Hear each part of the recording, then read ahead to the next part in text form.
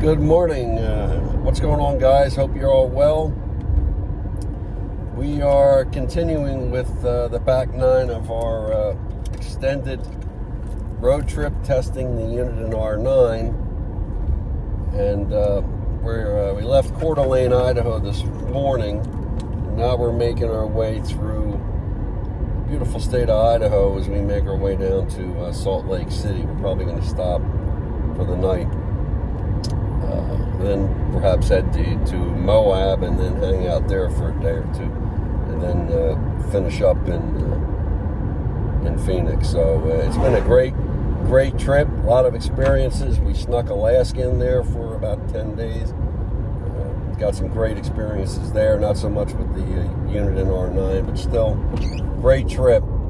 And yesterday, I think looking at all the encounters that we had, was the best encounter insofar as not just the performance and showing the real true capabilities of the Uniden R9, but it brought up a subject that I'd like to maybe talk about with you all. Now, I wrote about this many years ago in a blog under Veil Guy, and I haven't blogged lately, in fact, for a very long time, but I want to do a video version of that from my memory here because of the recent encounter we had yesterday. So, and I'll post a link to that as well as a couple others to help explain or show examples of what we're going to talk about now.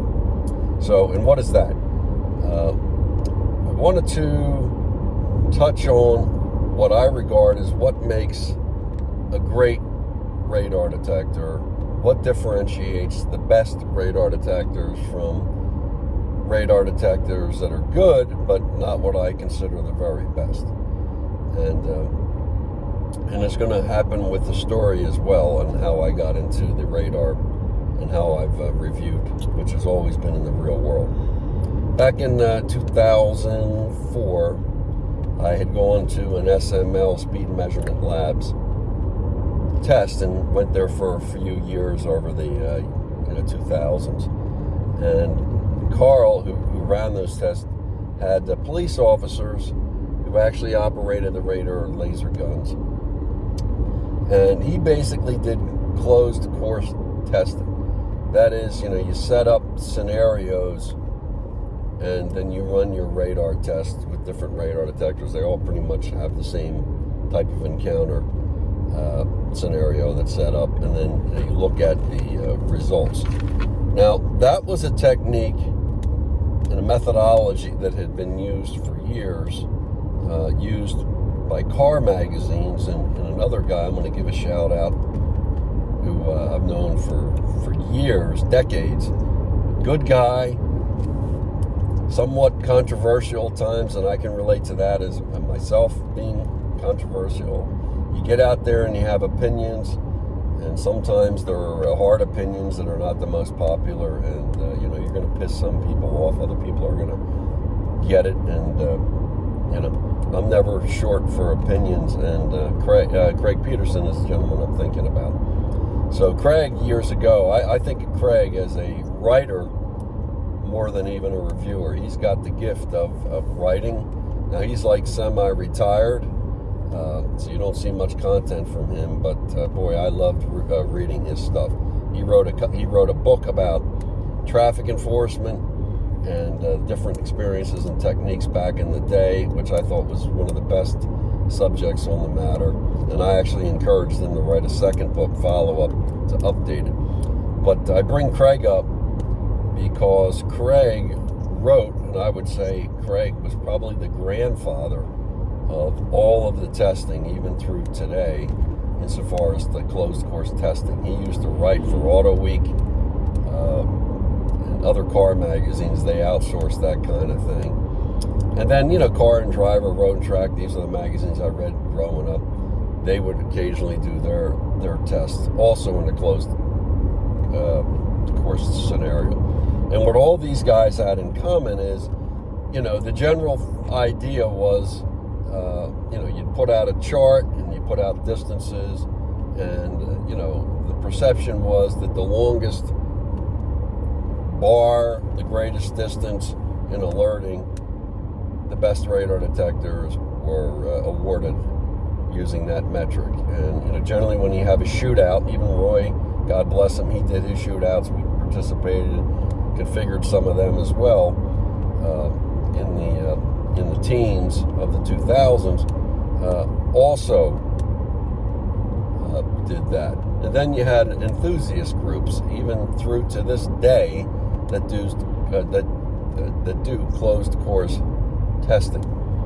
And we actually participated in it early in founding and founding the guys at LiDAR because we had the equipment that they did not have access to. So when Roy created with Leon from Blinder and myself from Vail the first forum, RadarDetector.net, this was a place where enthusiast groups and enthusiasts got together, and then the whole idea was, let's create a test. And I give credit to the guys of LiDAR, but Leon and I got involved very early. I think I was in the first meet, and then in the second meet, Leon got involved with provided some of his equipment, lasers as I did, and then access to radar guns. And then Roy later came on board and really helped promote the group. And so, again, these were closed course testing scenarios, still done today. Charts are still out there. Lines are still out there. But they serve a role. I always felt that they served a role, but they're pretty much a one-dimensional look at a radar detector performance. It's one-dimensional on a number of levels. It's one-dimensional in one that it's closed course testing of generally the same configuration. So a windy road, certain curves to it, elevation changes, and then that course is used over and over again. And the radar detectors are run to get those results. But the thing with that is, it's only one example, and performance of radar detectors, which we're going to talk about, change, and sometimes very dramatically, as a result of the different types of encounters that you're going to have. So this is when, back in 2005, I guess, I'd been participating with Carl's tests, and I thought, there's more to the story than just a chart and who's the longest alerting to a constant on radar. A constant on is a component of police enforcement, but in reality, it's the least threatening. Generally, it is the least threatening to a radar detector. In fact, with constant on, even detectors that, alert at a much shorter range will have plenty of time, generally, to alert to a constant on source. So they tell a story, but it's not much of a story. What you really need to look at is, how does the detector respond to instant on radar? And as I say, yesterday's example is a quintessential, and the Uniden R9, in my opinion, turned in a textbook perfect performance to that encounter. So, with that all said, what makes the greatest radar detectors? Well, yes, sensitivity plays an important role. So you want a detector that is very sensitive. But a radar detector is greater than the sum of its individual performance characteristics, because they're all interrelated, right? So what I consider equally, if not more important to sensitivity, and that's not really measured on these closed course tests, is reactivity or quickness to a radar source. And that's important. And in fact, there's the corollary to that is what some would call the latch time or the trailing alert after the source is no longer detected. And those two are interrelated. And the significance of that became very apparent to me when we got... In 4.5 miles. Excuse me. Turn right to I-90 east toward Killa, Missoula. Okay. Became apparent to me when Escort made available to us, to Vail Guy, for testing the STIR and the 9500 CI. They were sister products. The 9500 CI also had a laser jammer, what they call a laser shifter system. The Bell STIR just was purely a radar and laser detection system, not a countermeasure. And there was a feature that was buried in the menu programming of the STIR that I, being the tinkerer and experimenter that I am, that I experimented with, and that was called, what they called band segmentation. And there were 10 segments. Now KA, this was for KA band, which is a very wide allocated radar band from the FCC, much wider than X and K. And having a wide band and different radar guns operating at different frequency ranges of this super wide KA band, which is what it was originally called, requires time. And a radar detector, if you can think of it, is a specialized police scanner. Turn right to I-90 East Portilla, Missoula. And the longer it takes to scan a band, the slower the detector can potentially be to responding to an instant on, right? So the band segmentation of the STIR allowed one to configure very specific ranges to alert to, and in the case of the US and North America, it's 3 frequencies basically, which is 33.8 gigahertz, 34.7, and 35.5 gigahertz, and that's pretty much the 3 frequencies today that are used, okay? And you were able to turn off specific segments of KA that there's no need to look because there's no police radar, and then turn on ones that you do. And it was primarily a filtering mechanism. I think Escort Beltronics thought of this as a way to filter out and reduce frequency falses on KA band that could never be police radar, and they were the first to do that.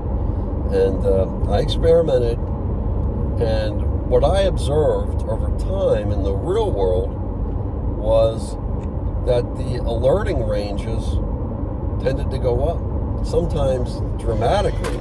And in a test, or in my driving experience, sometimes I would get an alert that was 50 seconds longer, or, alerting before even the 9500 CI, and it made me question why that was the case, because they were both the same platform, the M3 platform. Both had the same level of sensitivity. So how could this be? And I turned the feature on and off, and then I began to see the STIR alerted more in similar fashion to the 9500 CI. And when I switched back to it, I saw these separations and differences, right? So I had, put that out there on the forum. People didn't really understand it. Certainly the manufacturer didn't believe for years, that what I observed was accurate, that I was perceiving things correctly. And the reason is they didn't drive with it in the real world, really. They didn't base their performance measurements on the real world performance. They did it in a chamber. And, chamber's a specialized source that you can turn on to test ultimate sensitivity of a radar detector. It certainly has a role. So there you have it. And to credit, one individual on the forum started experimenting and confirmed, and he became an early convert to the concept. So it was my discovery of that 258 segmentation that created this whole new view of what makes a great radar detector. I think I turned right here. So, and it took years for that to happen. And now every radar detector, without exception, every single one, including Valentine, allows band segmentation. So that I really take great pride in the fact that it was the discovery that I made that has had a tremendous influence on this industry insofar as how detectors are configured. So what does all that mean?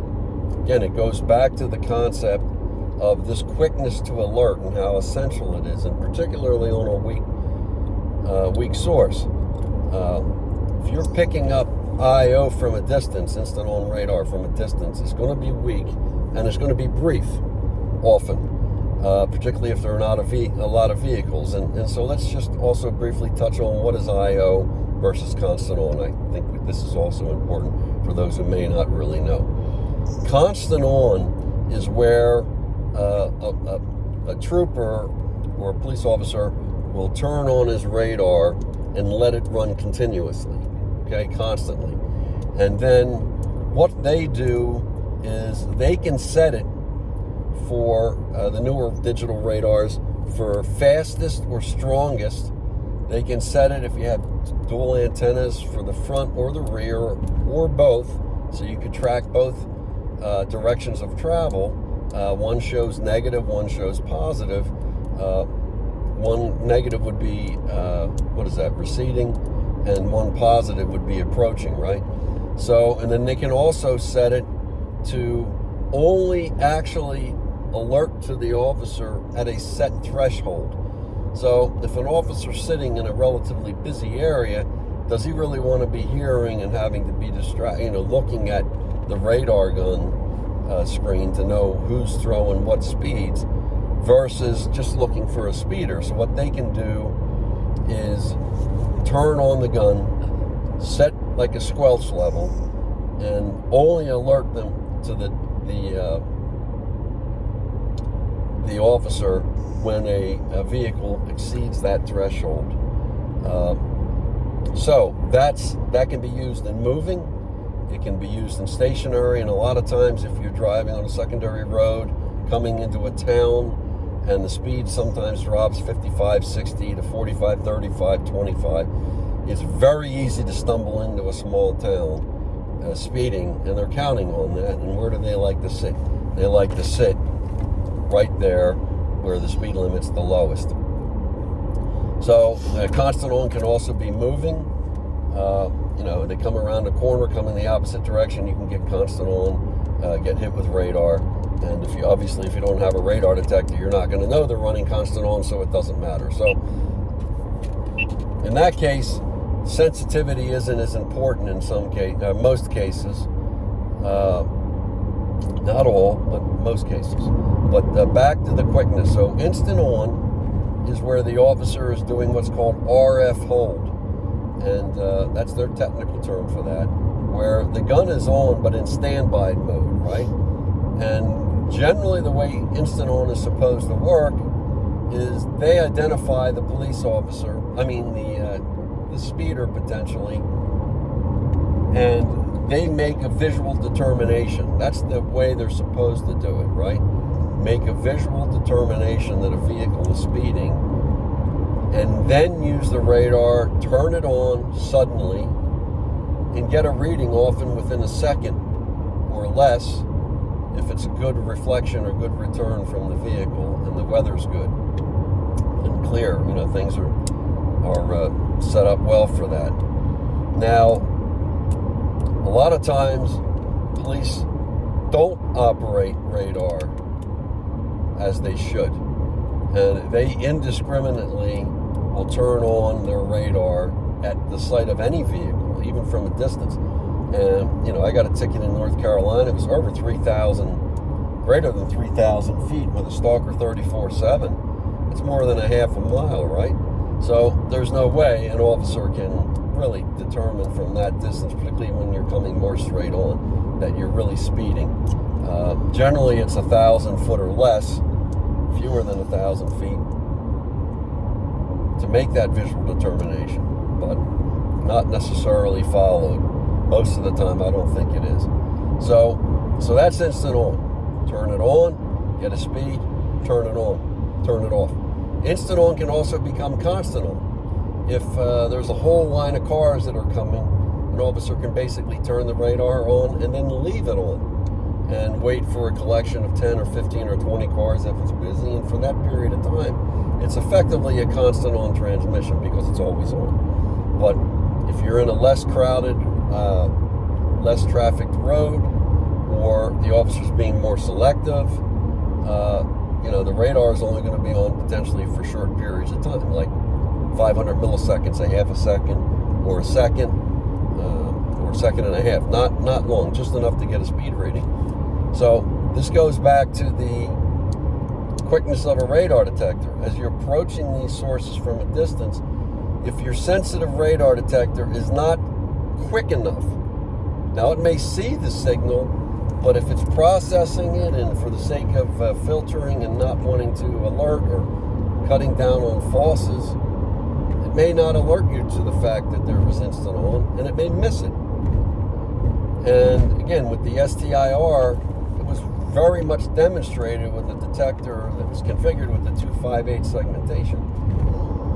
A super quick, like 250 millisecond blistering response time in a segmentation mode than a standard sweeping mode. And that's important.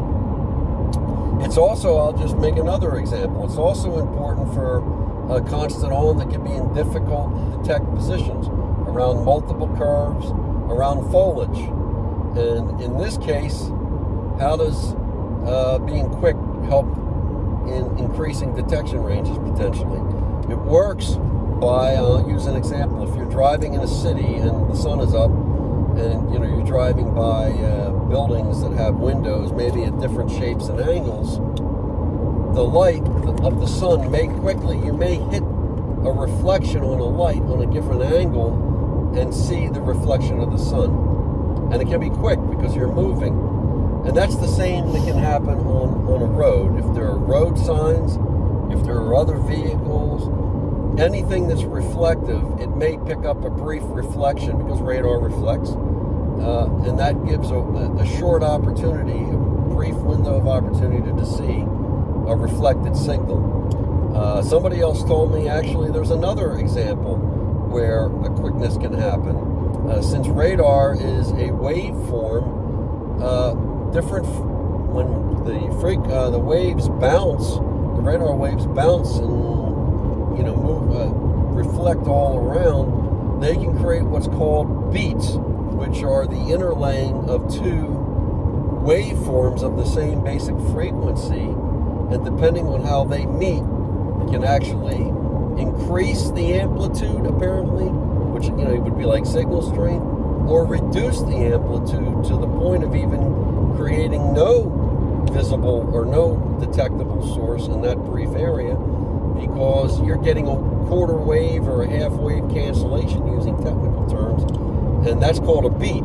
Happens in sound. Sound happens in light, happens in radio, which is what radar is. So in any of those three cases, you could have a brief window of opportunity to see radar that wouldn't exist in another moment. So a quick radar detector is essential for picking up and alerting to those things. So beyond the quickness of a radar detector, another side of this is, again, latch time or trailing. If a radar detector alerts even after the radar detector source is gone for a long period of time, what that does is what I call blurring the texture of the radar encounter that you're approaching. And that's very important to not do that. And I'll bring up an example where this started to happen, and it was a real problem.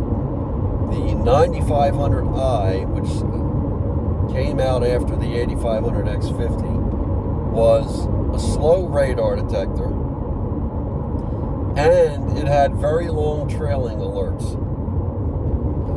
And that was a problem that I fed back to Escort. And that has plagued Escort, with all due respect to their products and the underlying capabilities. That signal processing, signal handling compromises the performance of their radar detectors or those that are affected by those.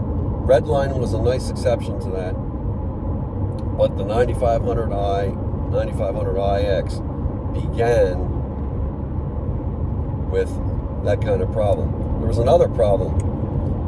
The detector would over alert in signal strength to the radar. So when you're far away, it would alert with a greater signal strength than really what it should have been. And what's the value of that? To let you know how far you are away from a radar source. Okay?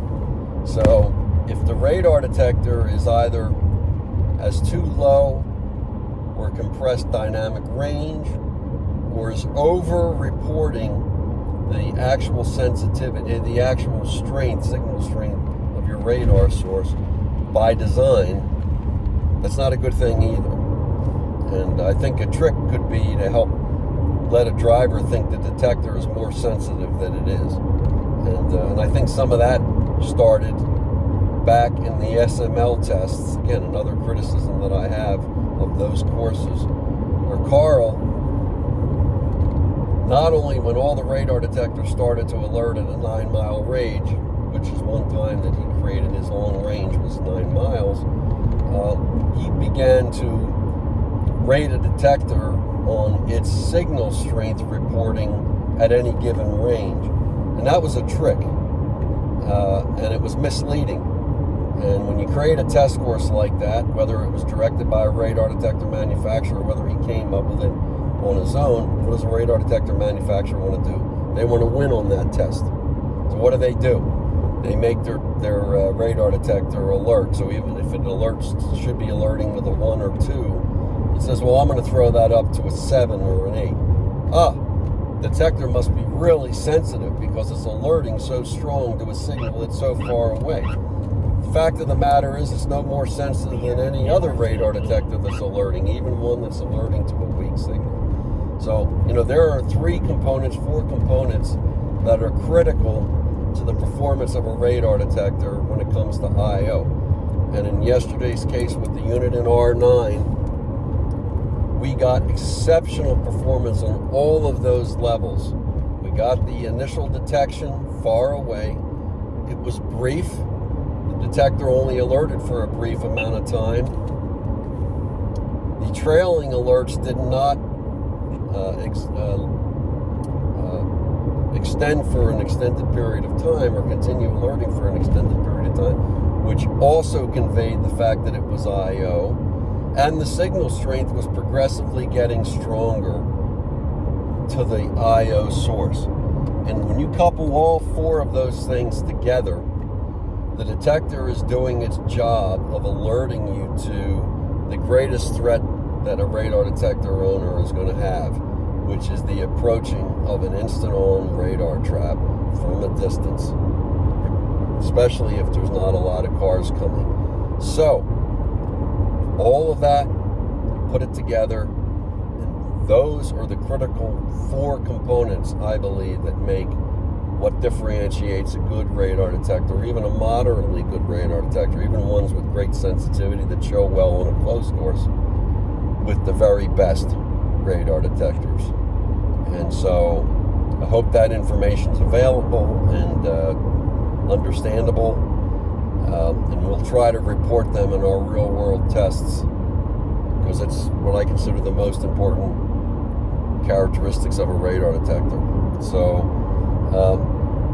long video, a lot to cover, but I think we did it. I want to thank you for watching. Be sure to visit RadarBusters.com. As I said before, the Uniden R9 is coming out in a couple weeks. That's the expectation. We're taking pre-orders. We had a very big waiting list, and we're starting to take pre-orders, a small deposit for those to commit, so we know you're serious. And then the balance of that when the detector ships. So visit RadarBusters.com. You'll see the order for the R9. Also, the other great radar detectors from Uniden out there, the 3, the 4, the 7, the 8, they're all out there, and even some of the Escort products. And one thing about the Escort, since I sort of wrote a takeaway about them with the 9500i, their new firmware, some of their new firmware, has really improved the performance finally on these important metrics. So I was pleased to see that. It puts those detectors in a more useful, functional, real-world value to a driver. But as I say, Uniden's been on top of this for quite a long time. And as I say, yesterday I'll have that video. Exceptional performance, demonstrating all of these things. So also we're on Facebook. Give us a shout. We're real behind on social media, but we put up content as well. Not everything we put up there makes it on YouTube. And again, we thank you for watching. Subscribe if you like our video, please. We'll have more of these types of videos coming your way. Give us a like, ring that bell. You'll get notified when our videos come up. And please spread the word with other people online, forums, or your other Facebook type social media accounts, Instagram, what have you. So again, thanks for watching. Take care. God bless.